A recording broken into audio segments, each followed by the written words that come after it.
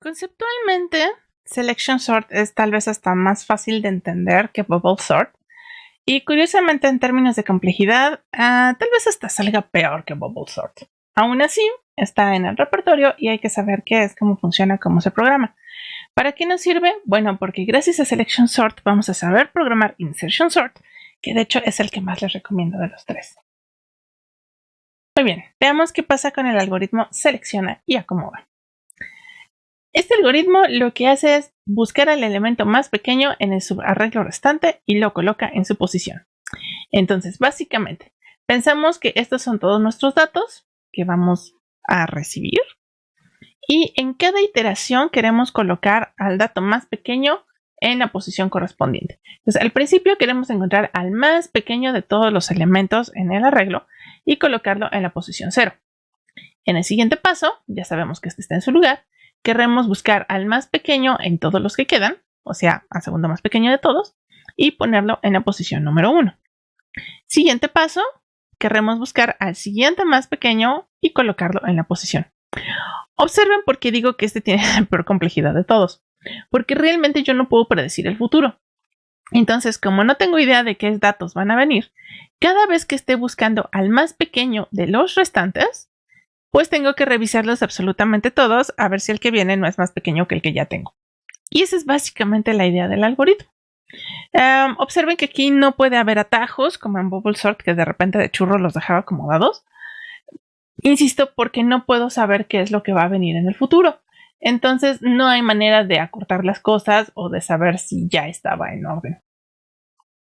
Entonces comenzamos precisamente con n-1 comparaciones, donde checamos a todos los números. Bueno, voy escogiendo, por decirlo así, en una variable temporal, cuál es el más chiquito que tengo hasta el momento, y voy guardando en qué índice estaba eso y qué valor es ese, ¿no? Entonces aquí empiezo obviamente con el 8, después me doy cuenta de que el 6 es más pequeño, entonces me acuerdo del 6, me acuerdo de su índice, el 6 sigue siendo más pequeño que el 9, el 5 es ahora más pequeño, entonces ahora voy a acordarme del índice del 5, del valor número 5, comparo con el siguiente y digo, ahora el 4 es el más pequeño, entonces marco este. 4 con 7, bueno, sí era el 4. Entonces al 4 lo voy a mandar a la posición 0 y al 8 que estaba aquí lo voy a mandar a donde estaba el 4. Así como, hasta para allá. Ok. Entonces es otra vez una aplicación de la función swap que usamos hace rato.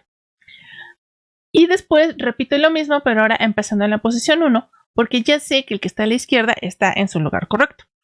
Entonces empiezo con el 6, comparo con el 9, no, me conviene más el 6. Con el 5, este me conviene más, me acuerdo del 5, 8, no, 7 tampoco. Perfecto, entonces mando al 5 a la posición correcta y al 6 que estaba aquí, pues lo mando a la posición donde estaba el 5. Y repito la misma idea. Entonces, la primera vez necesito n-1 comparaciones, la segunda n-2, n-3, etcétera, etcétera. En los últimos intentos tengo 2 comparaciones, una comparación y al final ya queda completamente ordenado mi arreglo. Hago la misma suma que hace rato y en este caso obtengo n por n-1 sobre 2, que una vez más es complejidad orden n cuadrada. Aquí tenemos la implementación de Selection Sort en código. Esta es una versión con el código viejito antes de los genéricos. Observen que el arreglo que recibimos es de tipo comparable, o sea que puede almacenar objetos de cualquier clase que implemente la interfaz, pero no es genérico. Entonces no podemos mandar un arreglo de otra cosa, aunque cumpla con las restricciones. Si quieren utilizar la versión más general, chequen la misma firma que teníamos para Bubble Sort y se puede hacer la adaptación correspondiente. También se ve un código más cortito, precisamente porque Selection Sort no permite atajos, entonces no nos quedan más que nuestros ciclos for. Vamos a tener esta variable auxiliar primero, que es donde vamos a ir llevando la cuenta de cuál es el más pequeño hasta el momento, para poder mandarlo a la casilla en la que toca colocarlo en cada iteración. Este primer ciclo for es el que se va a encargar de revisar que vayamos primer caso, segundo caso, tercer caso, etcétera, etcétera. Entonces va a contar que en el primero estamos colocando en la posición 0, en la segunda iteración en la posición 1 y observen que vamos a terminar justamente en length -1 cuando coloquemos el 8 en su lugar.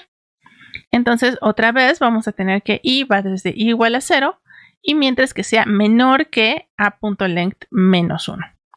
Y lo vamos a ir incrementando de 1 en 1.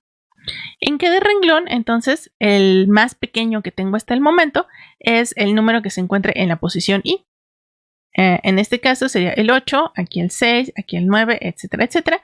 Y se trata de ir buscando si del lado derecho tengo uno más pequeño que con el que estoy empezando. El siguiente ciclo for es el que va a iterar a partir del siguiente número que está a la derecha del que acabo de marcar con la flecha. El 6, el 9, el 6, el 8, etc. Y esto lo voy a continuar comparando mientras que j sea menor que la longitud del arreglo, es decir, para todos los índices desde el que está en i más 1 hasta el último índice válido del arreglo, que es precisamente length menos 1. Y le vamos incrementando también de 1 en 1. Ahora lo único que hacemos es comparar si el elemento que está en j es más pequeño que el que ya teníamos, porque entonces vamos a querer hacer un cambio. Observen que solamente necesito una variable, que es el índice del elemento más pequeño, porque cada vez que quiero comparar con él, pues lo puedo leer directamente del arreglo, como se está haciendo acá. Si no quieren leer directamente del arreglo, podrían tener otra variable donde guarden también este valor, pero sería una diferencia muy pequeña en términos de complejidad temporal.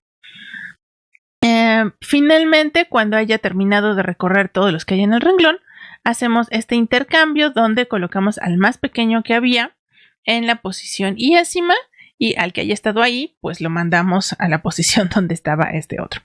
Y después de haber repetido esto el número suficiente de veces, ya tenemos la garantía de que nuestro arreglo estará completamente ordenado. Insisto, creo que en complejidad este es el peor de todos, porque no hay atajos, no hay manera de detectar cuál era, si en algún momento podía parar. Y sin embargo fue bastante simple de programar. Bueno, pues justamente en este mismo video vamos a explicar de una vez a su casi gemelo idéntico, que sería Insertion Sort. Ahora, todo lo que hicimos en la sección anterior vale la pena porque esos defectos que tenía los vamos a poder arreglar muy rápidamente cambiando un poco el concepto que utilizamos. Y tenemos hasta casi el mismo diagrama. Lo que vamos a hacer es ahora, en lugar de leer hacia el futuro, es revisar el pasado, porque ese sí lo conocemos bien. Y más aún, podemos mantener nuestro pasado en orden y entonces las cosas van a ser más eficientes. Vamos a ver cómo funciona. Insertion Sort, aquí lo estoy poniendo como acomoda en su lugar. De hecho, es más, hasta tiene la ventaja de que podríamos utilizar esto para acomodar datos, provenientes de un flujo donde no sabemos exactamente cuántos van a llegar, pero podemos mantenerlo todo en orden. Esta técnica también nos puede servir para insertar datos en orden en listas ordenadas. Entonces, no solamente es para arreglos. Bien, entonces, ¿cómo funciona? Inserta cada número en su posición correcta, pero ahora vamos a garantizar que el lado izquierdo está ordenado y el nuevo dato que recibamos es el que vamos a insertar hacia la izquierda. Observen que las operaciones que vamos a realizar son muy semejantes a las de Selection Sort, pero en lugar de comparar con los números hacia la derecha, vamos a comparar con los números hacia la izquierda. Vamos a hacer un poquito más de swaps, pero a cambio no necesariamente vamos a tener que comparar con todo el mundo. Entonces, la idea es que siempre voy a pensar que la lista a mi izquierda está ordenada. Y eso de hecho lo voy a ir garantizando. Cuando empezamos en el primer paso, pues efectivamente la lista de la izquierda está ordenada porque solamente tiene un dato. Y pues no hay otra forma en la que pudiera estar. Entonces empezamos a comparar a partir del dato en la posición 1 hacia atrás. Lo que voy a hacer es que si el dato a la izquierda es más grande que este, entonces realizo un intercambio. Empujo al 8 hacia la derecha, como en este caso, y al 6 hacia la izquierda. Lo que me queda garantizado después de haber hecho esto es que estos dos elementos ya están en una lista ordenada. Entonces la marcamos aquí en color verde. En el siguiente paso, lo que vamos a hacer es tomar al siguiente dato, como si acabara de llegar, y lo vamos a insertar hacia la izquierda. Observen que a diferencia de lo que pasaba con Selection Sort, que yo tenía que revisar a fuerzas a todo mundo porque no sabía en qué orden iba a llegar, aquí como estamos comparando con el pasado y ya lo ordenamos, tenemos la garantía de que en el instante en el que el número a la izquierda del que estoy insertando sea más pequeño, ya no necesito seguir comparando con lo que haya del lado izquierdo, porque van a ser todavía más chicos. Entonces, en este caso podemos ver cómo empiezo comparando al 9 con el 8 y inmediatamente me doy cuenta de que el 8 es más chico que el 9. Entonces ya ni siquiera necesito comparar con el 6. Ya sé que el 9 está en la posición correcta y simplemente determino que toda esta lista ya está ordenada. Pasamos al siguiente dato. Sí, podemos tener peores casos. Puede suceder que nuestro dato nuevo vaya hasta la izquierda, o sea, el inicio de la lista que llevábamos ordenada. ¿Cómo es lo que va a pasar aquí? Comparo el 5 con el 9, me doy cuenta de que el 5 es más pequeño y hago un swap. Recorro al 9 hacia la derecha. Comparo ahora al 5 con el 8 que está acá y me doy cuenta de que otra vez están en el orden equivocado. Subo el 8, bajo el 5. Empieza a recordarnos un poco a burbuja. Tomo el 5, comparo con el 6, me doy cuenta de que va a la izquierda, hago un swap. Esto sube a la derecha y deja al 5 en la posición izquierda. Y toda esta lista ya está ordenada. Bueno, aquí accidentalmente nos pasó lo mismo con el 4. Entonces vamos a tener que comparar con todos e ir recorriendo hacia la derecha hasta que logremos insertar al 4 en su lugar. Finalmente llega un 7 y de este 7 ocurre lo que va a ocurrir en la mayoría de los casos. Sí lo tuve que comparar con 3 elementos, pero al llegar a comparar contra el 6 me doy cuenta de que el 6 ya es más pequeño y que el 7 ya está en su lugar. Entonces, en lugar de tener que hacer las n-1 comparaciones con todos los de atrás, solamente tuve que hacer 3. Y ya está ordenada la lista. Observemos que si sumamos las complejidades del peor caso, pues obtenemos lo mismo que con burbuja y con Selection Sort. Nos va a quedar una complejidad de orden n cuadrada. Pero si comparo con la cantidad real de comparaciones que hice, en promedio esta va a ser un número más pequeño que la orden n cuadrado que tengo en el peor caso. Esto es lo que va a hacer que este algoritmo, con todo y lo sencillo de programar que es, pues en general pueda llegar a tardarse menos que Selection Sort, y entre más números sean, de hecho se va a notar más, porque no tengo que comparar estrictamente contra todos los números del lado izquierdo.